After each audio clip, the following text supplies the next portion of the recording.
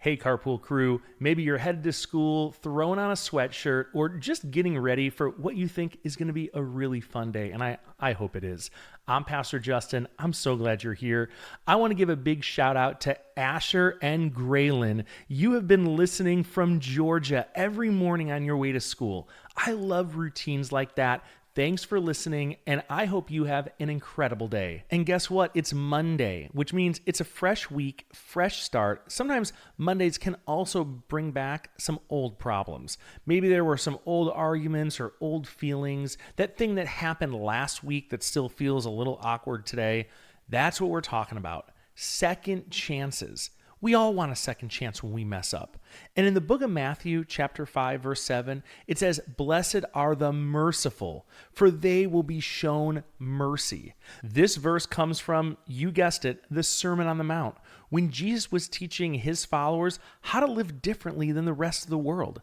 Mercy means choosing kindness when you could choose revenge. It means giving someone a second chance when they don't really deserve it. It means not keeping score.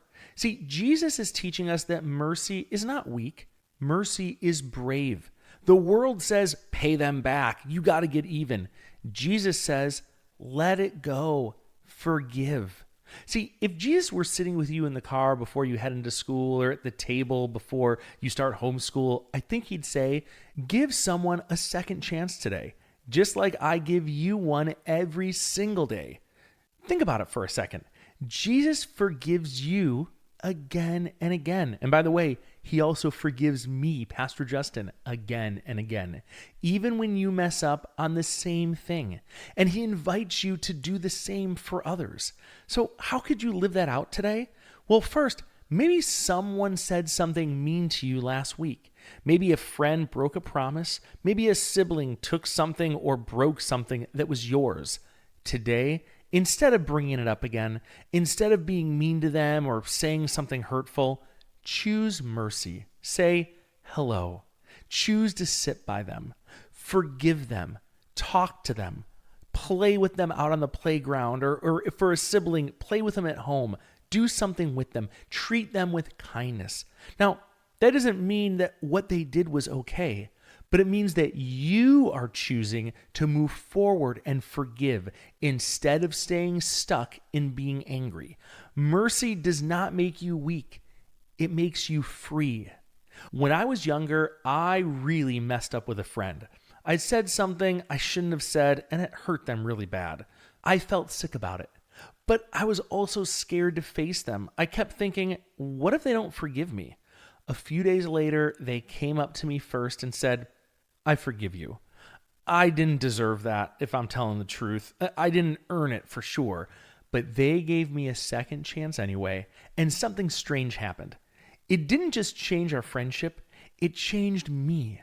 I felt lighter. I wanted to be more patient with other people after that. See, that is when I started understanding forgiveness. I only know how to forgive because Jesus forgave me first. And when we choose mercy, God changes our hearts too. So today, Carpool crew, remember this, that you're not perfect. Your friends aren't perfect. Your teacher is not perfect. Your parents, and I am a parent, parents are not perfect. And that is why we all need mercy. When you give a second chance, you're showing people that Jesus, because when you give a second chance, you are really showing people what Jesus looks like. Remember, no matter where you are or how you're listening, God loves you. And parents, if you're enjoying Carpooling with Jesus, snap a quick photo together, post it on Instagram, and tag us at Carpooling with Jesus. We would love to see and celebrate your family.